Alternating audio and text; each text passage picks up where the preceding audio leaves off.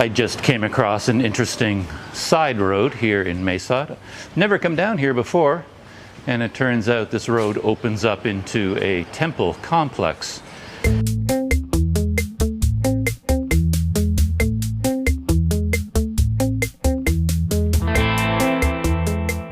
I've never been to this temple before. I don't think I'm going to really explore the temple. I think it's largely closed anyway, though the grounds are open. But I thought I would come in here where it's quiet, because there is the next update on my mind, and that is a technology update. There's the main entrance gate to the temple. And I just realized, now that I'm here on the grounds, that I have been here before. Yes, I remember this temple complex quite well. I just never came into it from that direction before, so I thought it was a new temple. But I've been here before. And I remember it in particular because just on the other side of this building, there is a very interesting tree. And it was that tree that struck me the most from my last visit. This is the tree here, and there's nothing particularly interesting going on right now, but when I was here last time, this tree was in full bloom with its fruit, and it was quite spectacular. But I guess the bloom season and the fruit season is over, so it's looking quite a bit more ordinary now. I remember this temple complex too because of the large number of temple dogs that are here. And I see them all around me, 7 or 8 temple dogs running around. But I came in here because it's quieter, and I wanted to do a little something with my biggest new piece of technology, you might remember, the Samsung Galaxy Note 10 Plus, which came into my life a couple of weeks ago. And has transformed my life. I don't think it's an exaggeration to say that. This is one powerful beast. I honestly feel like it's from the future. It's so advanced based on everything I've had before in my life. It's like a time portal has opened up, and something from 1,000 years in the future has come back in time, and I get to use it. It's so amazing. But I have not done anything with it in terms of video. So what I wanted to do right now is just fire it up, shoot some video with it, some video like this, a vlogging video, and see how it looks compared to this Panasonic. One issue I have with public spaces in Thailand and Asia in general is always that my love of benches goes unfulfilled. Here I am on this temple grounds, and there's just nowhere to sit. There are no benches anywhere. I guess people in Thailand just walk and keep walking. They never sit down, or, of course, they're more comfortable sitting on the ground than I am. But I'm always happier with a bench, and even much happier with a chair. I think the best I can do here are a couple of old tires.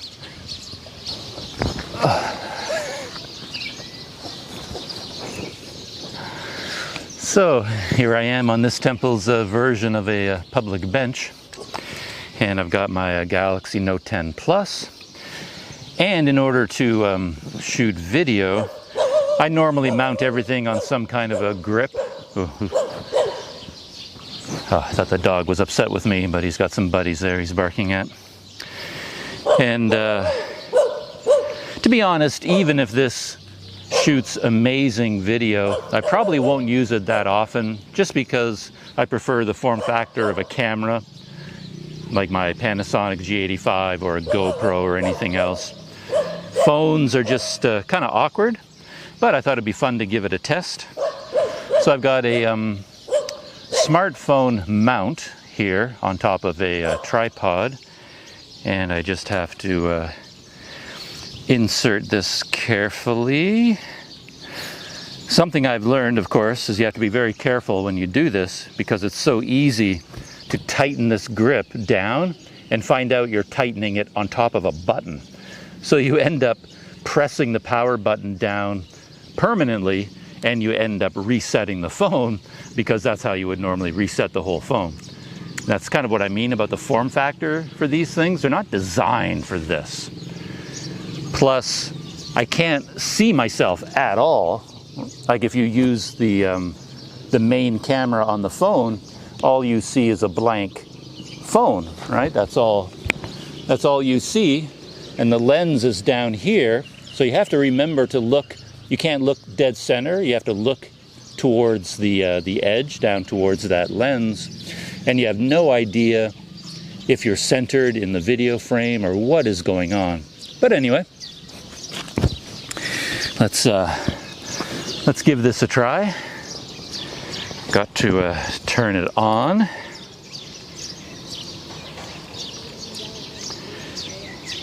Find the camera app. Set it to video. Yeah, let's just shoot a little bit of video of the scene around me before we do anything vlog related.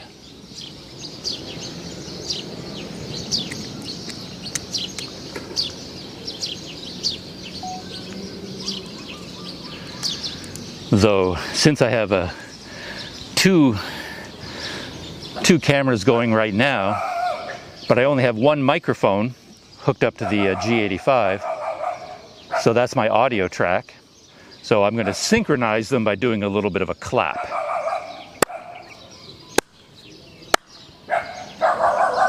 So now I have the clap on both cameras, and I can use that to synchronize the audio.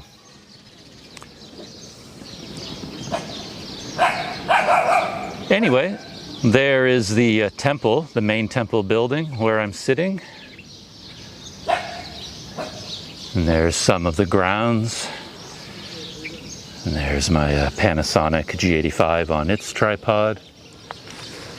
More of the temple over there. And they have a large reclining Buddha over there, you can see.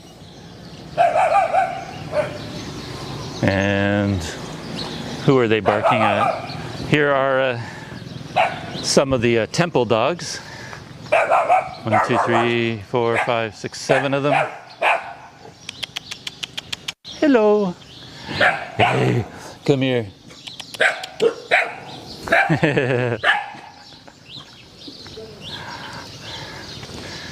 But this is me on the Note 10 Plus.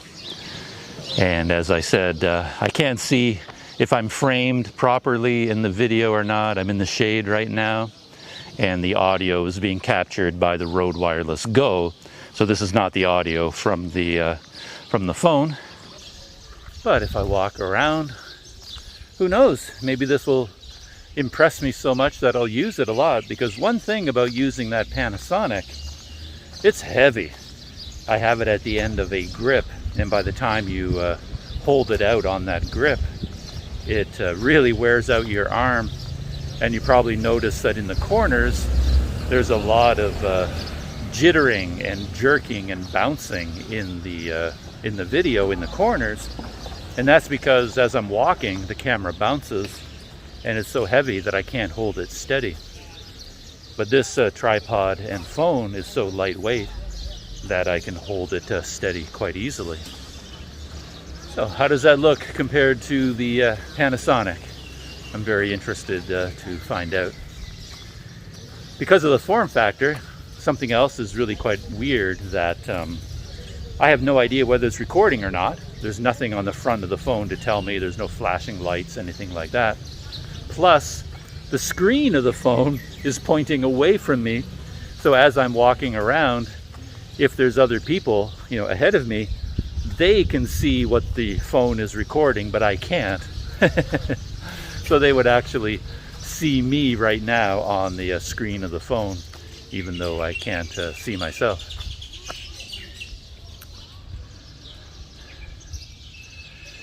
And there's the temple again. Just curious how the stabilization works if I just start walking. Yeah, I'm walking at a normal pace towards the temple right now. On the screen, it looks pretty good. If I stop moving, I can hold it pretty steady. One advantage to the Galaxy Note 10, I'm told from the reviews, is that it has very good optical image stabilization for video.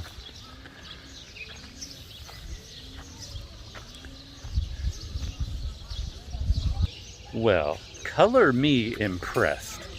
I just looked at that test video on the phone itself, and I don't know how it looked to you, but to me it looked spectacular. It did. It looked really good, and just looking at it on the phone screen, the stabilization was as good. To be honest, it was better than on the Panasonic. It was so steady and smooth, nicely exposed. Everything was exposed perfectly. I was very impressed with how that looked. And to be honest, I was impressed with the audio, because I could hear the audio on the phone speakers, and sounded great. So I may not, you wouldn't even have to use an external microphone if you don't want to. Though of course this is a bit of an unfair test, because it's so quiet here. That's one of my pet peeves with a lot of the reviews you see on YouTube, where they review a camera or a microphone or something like that, and they always go to the most well-lit, perfectly quiet location they can, when of course that isn't a true test for vlogging, because you got to take it out onto a street, a noisy street, a noisy restaurant, go out into real world conditions, and that will show me how it really will work. The fact that the audio here in this temple complex sounds good doesn't mean it will sound good when I get back out onto the street, if you know what I mean. But yeah, I'm pretty impressed with this. In fact, I might do this for the rest of this video and set the Panasonic aside. Before I move on from this quick video test of the Galaxy Note 10 Plus, let's do a little bit of an audio test, comparing it with the Rode Wireless Go. So right now what you're hearing is the audio as recorded by the Rode Wireless Go in my Panasonic. That's what's going on. I've just cut that audio into this video. So now let's switch to the Galaxy. So this is the audio coming from the microphones built into the Note 10 Plus directly. This is the audio as recorded by the phone. And of course it is a perfectly quiet place here, as I said. So it's not a true test of how this microphone would work out in the real world.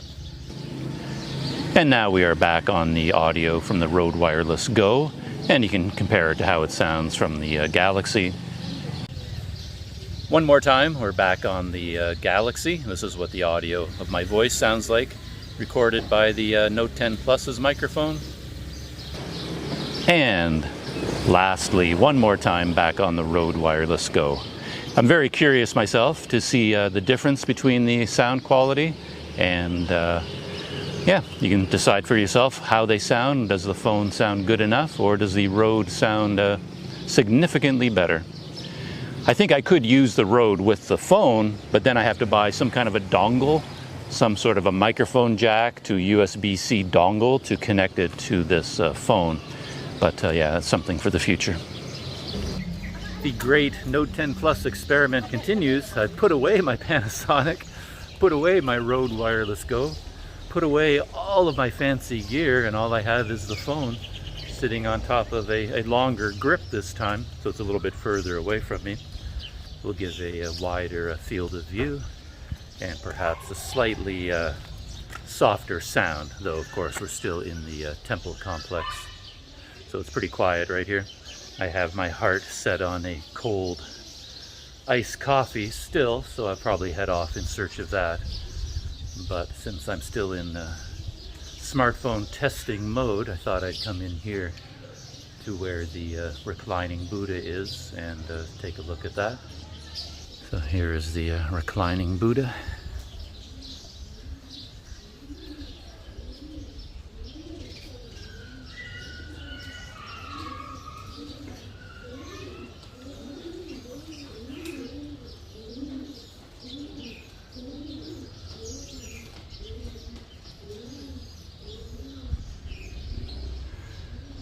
I can see the screen of the phone, of course, when I'm holding it this way, and it seems to do quite a nice job with exposure, particularly when there is a combination of a scene like this with a bright blue sky and green trees and clouds.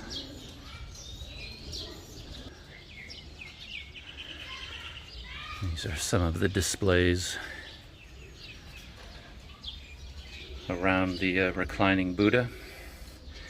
And I keep forgetting where the lens is on the phone.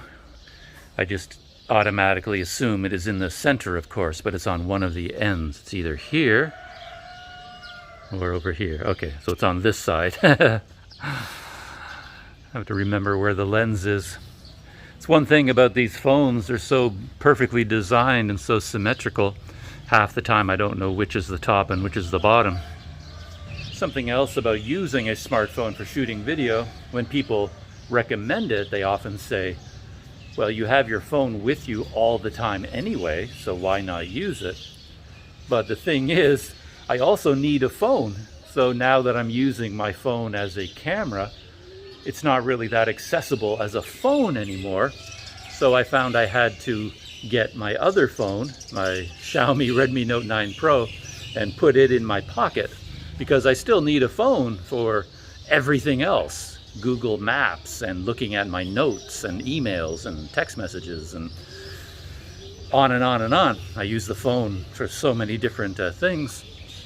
So the fact that I'm using one of my smartphones for a camera doesn't mean I don't have to bring a phone. I just have to bring two phones now. One as a camera and one as a phone. So I'm actually not that further ahead in terms of the number of items I have to bring with me. A couple of other notes about using a smartphone for video. One, of course, is battery life. When you're using a regular camera, you can have as many batteries as you want. You start the day with 5 fully charged batteries, and when one goes dead, you just replace it with a fresh one. With a smartphone, all you've got is what you got. When the phone runs out of power, you're pretty much done. And if you don't have a second smartphone, when this phone runs out of power, then you don't even have any smartphone functions anymore. So battery life is something of an issue.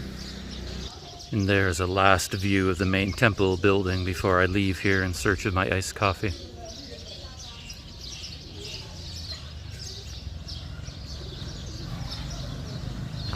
The Galaxy Note 10 Plus has a Pro mode for both photos and videos. So if I wanted to, I could switch into Pro video mode, and that allows me to control everything. Control the aperture and shutter speed and white balance and ISO, all those sorts of things. I don't tend to do a lot of that because I find most cameras and smartphones are smarter than I am these days. And it's a lot of work. So right now I just have the phone set to automatic, and I'm letting it decide what it wants to do in terms of all the settings and exposure. But I'm heading back out onto the main street here in Maysod, and I'm going to go looking for a cup of coffee of some kind, and we'll find out how the microphone does out there in when there's a bit of traffic around.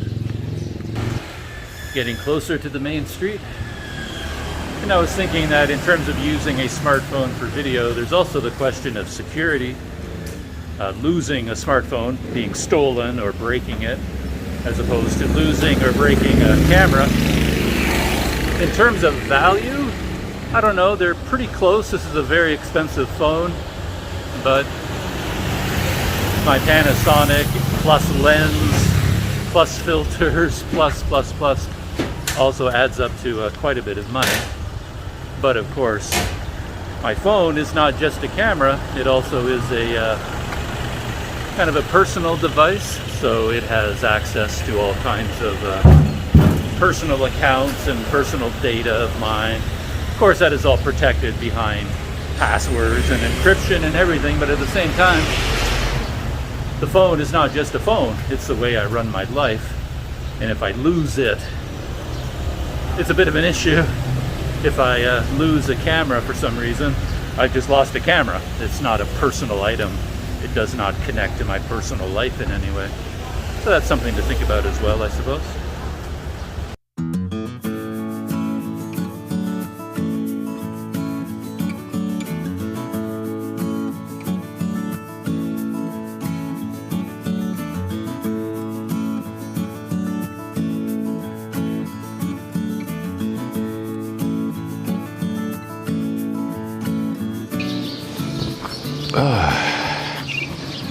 So are you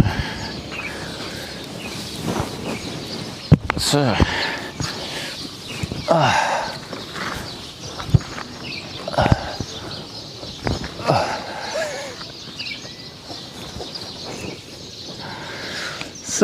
here I am on this temple's version of a public bench.